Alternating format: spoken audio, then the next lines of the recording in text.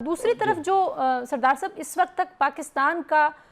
رد عمل ہے سیاسی محاذ پہ، عسکری محاذ پہ اور سفارتی محاذ پہ، آپ کتنا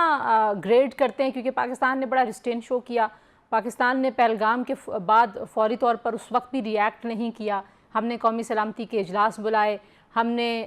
غیر جانبدار تحقیقات کی پیشکش کی، اس کے لیے آج بھی ہم تیار ہیں۔ تو کیسے آپ دیکھتے ہیں اب تک جو پاکستان نے کردار نبھایا ہے اس ساری سچویشن میں، اتنی ہاسٹائل انوائرمنٹ میں؟ سب سے پہلے میں عوام کو خراج تحسین پیش کروں گا کہ وہ متحد ہوئے اور ہندوستان کی اس جارحیت کے لیے تیار ہوئے۔ ذرائع ابلاغ عامہ کا میں پہلے سے ذکر کر چکا ہوں کہ آپ لوگوں نے بھی ہندوستان کے غلط اور جھوٹے بیانیے کو مسترد کیا، اپنی صفوں میں اتحاد پیدا کیا اور سچا بیانیہ دنیا کو سنانے کی کوشش کی، پاکستانی عوام کو سنانے کی کوشش کی اور اس کے بعد ہندوستان کو سنانے کی کوشش کی۔ چونکہ وہ سچ کے لیے تیار نہیں تھے لہٰذا انہوں نے پابندیاں لگانا شروع کر دی۔ اب جو ہے جو ہماری کابینہ نے فیصلے کیے سوچ سمجھ کے کیے ہیں، بہت متوازن فیصلے کیے ہیں، ضبط و تحمل سے فیصلے کیے ہیں اور ہماری آپریشنل کمانڈ اس نے اپنی صلاحیت اور استعداد کا ثبوت دیا ہے کہ ہم میں طاقت موجود ہے اور ایک طریقے سے اس جنگ کے ذریعے ہندوستان کو نہ صرف جوہری بلکہ جو روایتی ہماری استعداد ہے اس کا بھی اندازہ ہو گیا ہے۔ اور وہ جو ہے ایک اور چیز کا میں اضافہ کرنا چاہتا ہوں کہ جو چیز واضح ہوئی، پاکستان نے جہاں جہاں نشانہ لگایا وہ ملٹری ٹارگٹس تھے، بریگیڈ ہو، بٹالین ہو، کوئی پوسٹ ہو، اس کے مقابلے میں ہندوستان نے چن چن کر پاکستان کے سویلینز کو نشانہ بنایا ہے اور ان کو دہشت گرد کرتے ہیں۔ ہماری طرف سے یہ جو سوال اٹھایا گیا ہے درست تھا کہ کیا بچے، عورتیں اور اس کے علاوہ جو تھے جو بوڑھے انہوں نے مارے ہیں مختلف نیبرہڈز میں جا کے، کیا وہ دہشت گرد تھے؟ تو میں سمجھتا ہوں کہ مجموعی طور پر پاکستان میں اتحاد اور اتفاق رہا ہے۔ لیکن ایک اور چیز جو آپ سفارتکاری کے بارے میں بھی پاکستان نے بہت کوششیں کی ہیں، دنیا نے بھی پاکستان کے ساتھ رابطے قائم کیے ہیں، خاص طور سے خلیجی ریاستوں نے۔ اس کے بعد کچھ دوست ہمارے ساتھ ایک دم کھڑے ہو گئے جس میں چین، ترکی اور ملیشیا شامل ہیں، اور ہندوستان کو اس قسم کی غیر مشروط حمایت کسی سے بھی نہیں ملی۔ آپ نے خطے کے ممالک کی بات کی، اب آپ یہ دیکھیے کہ بھارتی ڈرونز کی تعداد 75 سے زائد ہو چکی ہے جو اب تک وہ بھیج چکے ہیں، اس میں اسرائیلی ساخت کے ڈرونز بھی ہیں اور انڈیا کے اپنے بنائے ہوئے ڈرونز بھی ہیں۔ اب آپ کہہ رہے ہیں کہ ہمارے صبر کا جو پیمانہ ہے وہ کہاں تک جاتا ہے، آپ یہ چیک کرنا چاہتے ہیں؟ پاکستان کے اندر بھی ظاہری بات ہے غم و غصہ تو ہے کہ آپ نے عام شہریوں کو نشانہ بنایا، جس کا آپ نے ذکر کیا بریک سے پہلے، آپ نے کم سن بچوں کو شہید کیا، آپ نے کشمیر میں نوجوانوں کو شہید کیا جن کا کوئی تعلق نہیں ہے، آپ کے پاس کوئی دہشت گرد کیمپ کسی کو دکھانے کے لیے ثبوت نہیں ہے۔ تو آپ کو لگتا ہے کہ ڈی ایسکیلیشن کی طرف معاملہ چلا جائے گا، یا پاکستان نے جو کہا کہ ہم جوابی کارروائی کا حق محفوظ رکھتے ہیں اور اپنی پسند اپنے مطابق ہم طے کریں گے اور ہماری چوائس کا وقت ہوگا کہ ہم نے وہ کب جوابی کارروائی کرنی ہے؟ تو سچویشن آپ کو جوابی کارروائی تک جاتی ہوئی دکھائی دیتی ہے اگر بھارت رکتا نہیں ہے؟ دو طرح کی اس کی چال بازی ہے۔ پہلے وہ یہ کر رہا ہے کہ مثلا 6 اور 7 کی درمیانی شب کو، 6 اور 7 مئی کی درمیانی شب کو جب انہوں نے حملے کر دیے تو اس کے بعد انہوں نے 3 مقامات کے اوپر جورا، چکھوٹی اور لیپا میں سفید جھنڈے کھڑے کر دیے تھے، اور دوسری طرف جو ہے اس کے بعد انہوں نے ڈرونز یہاں بھیجنے شروع کر دیے، اور تیسری طرف اگر آپ ان کے قائدین کو سنیں جو ان کے ترجمان ہیں یا ان کے جو ویسے جو وہاں ان کے ہم نوا ہیں، وہ یہ کہہ رہے ہیں کہ ہم تو اسکیلیشن کر ہی نہیں رہے، ہم تو نان اسکیلیشن چاہتے ہیں، ہم نے تو صرف جو ہے ٹارگٹس کے اوپر جو ٹیررسٹ ٹارگٹس تھے ان کو نشانہ بنایا ہے۔ تو کہنے کا مطلب یہ ہے کہ دس از فاگ آف وار، اور اس میں ہندوستان جو ہے اپنی کتاب میں جو بھی چال ہے وہ جنگی چال چل رہا ہے، اور دوسری طرف اس نے جو ہے ہمارے لیے سنتاس معاہدہ معطل کر دیا ہے، جس کی وجہ سے جو ہے پوری کی پوری پاکستان کی معیشت، زراعت، صنعت،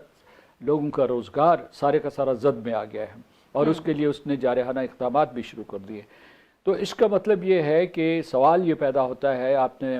بریک پہ جانے سے پہلے یہ سوال اٹھایا تھا کہ کیا وہ دنیا کے کہنے پہ اس کو جنگ کو یا اس جو جنگی صورتحال ہے اسے معطل کرنے کے لیے تیار ہیں؟ تو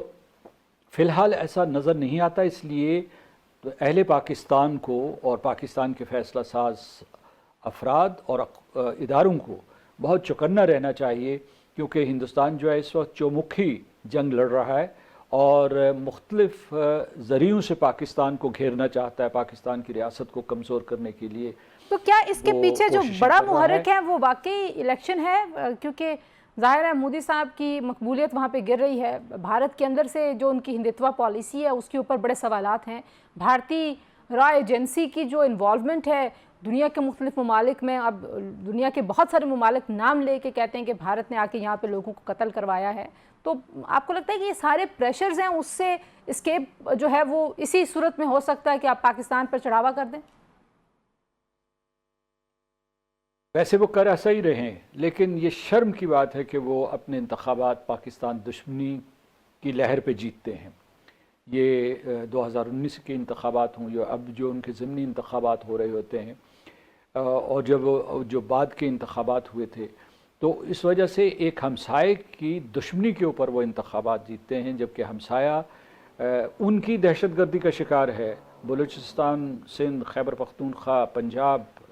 گلگت بلتستان، کوئی حصہ نہیں بچا جہاں ہندوستان نے دہشت گردی نہ کی ہو یا نہ کروائی ہو، اور اس نے ایک پورے کا پورا نیٹ ورک بنایا ہوا ہے۔ لہٰذا ہم اس اعتبار سے پہلے ہی حالت جنگ میں تھے، کیونکہ اس نے اپنے ایسٹس اثاثے جو ہیں وہ افغانستان، ایران اور خلیجی ریاستوں میں متعین کیے ہوئے ہیں، جو مغربی سرحد سے ہمارے اوپر حملے کرتے ہیں۔ ان منصوبوں کی سرمایہ کاری،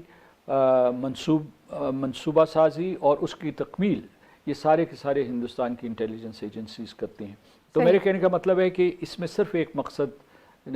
جو ہے کہ انتخابات جیتنا نہیں ہے، وہ پاکستان کو معاشی طور پر کمزور دیکھنا چاہتے ہیں اور وہ پاکستان کی ریاست کو ابھرتا ہوا نہیں دیکھنا چاہتے۔ اس میں اب سعودی عرب اور ایران کیونکہ متحرک ہوئے ہیں، ظاہر ترکی نے تو آل آؤٹ پاکستان کی سپورٹ کر دی، چائنا کے ساتھ ہمارا جو الائنس ہے اس کی اپنی جہتیں ہیں، اس پہ بھی بات کرنے کی شاید ہمیں زیادہ ضرورت نہیں ہے، لیکن ایران اور سعودی عرب کتنے اہم ہیں؟ کیا بھارت ان کی بات سنے گا؟ کیا جو ہے وہ، کیونکہ جو سعودی عرب کو انہوں نے جواب دیا اس میں تو انہوں نے کہا کہ اگر پاکستان حملہ کرے گا تو ہم جوابی کارروائی کریں گے، اور ساتھ وہ حملے کے لیے اکسا بھی رہے ہیں، یو رائٹلی پوائنٹڈ آؤٹ کہ کوشش کر رہے ہیں کہ حملہ ہو جائے کسی طریقے سے۔ جی دیکھیے، ایران خود اس وقت حملے کی زد میں ہے، اسے امریکہ اور اسرائیل نے ایک تنبیہ دی ہوئی ہے کہ اگر اس نے جو ان کے ساتھ ایک جوہری معاہدہ مکمل نہ کیا تو وہ ان کے اوپر حملہ کریں گے اور اس کی جوہری تنصیبات کے اوپر حملہ کریں گے۔ لہٰذا میں سمجھتا ہوں کہ ان کا صلاح مشورہ جو ہے ہمارے لیے قابل قدر ہے، مجھے نہیں پتا کہ ہندوستان کے لیے کتنا قابل قدر ہے، لیکن وہ ہمارا ہمسایہ ہے، ان کے ساتھ ہمارے تاریخی تعلقات ہیں، تو اس وجہ سے ہم ان کی بات سنیں گے۔ لیکن مجھے زیادہ اعتماد سعودی عرب کے چینل پہ ہے، کیونکہ سعودی عرب نے جو بھی انیشیٹو لیا ہے یا جو صلاح اور مشورہ اس نے دیا ہے، وہ مشورہ اس نے ہندوستان کے امریکہ کے ساتھ مشاورت کے بعد دیا ہے، تو اس کا وزن زیادہ ہے۔ اور ویسے بھی جو 3 خلیجی ریاستیں ہیں، سعودی عرب، امارات اور قطر، ان کی بلینز آف ڈالرز کی سرمایہ کاری ہے، اور ہمارے یعنی ہندوستان اور پاکستان میں، اور ہمارے لاکھوں لوگ جو ہے وہاں خلیجی ریاستوں میں کام کرتے ہیں، تو ان کے یہاں بہت سٹیکس ہیں، تو اس وجہ سے ان کی بات کا وزن بہت زیادہ ہے، اور اگر اس کے پیچھے امریکہ کا وزن بھی ہے تو یہ ممکن ہے کہ یہ سفارتکاری، یہ ثالثی، یہ تھرڈ پارٹی میڈیشن کامیاب ہو جائے۔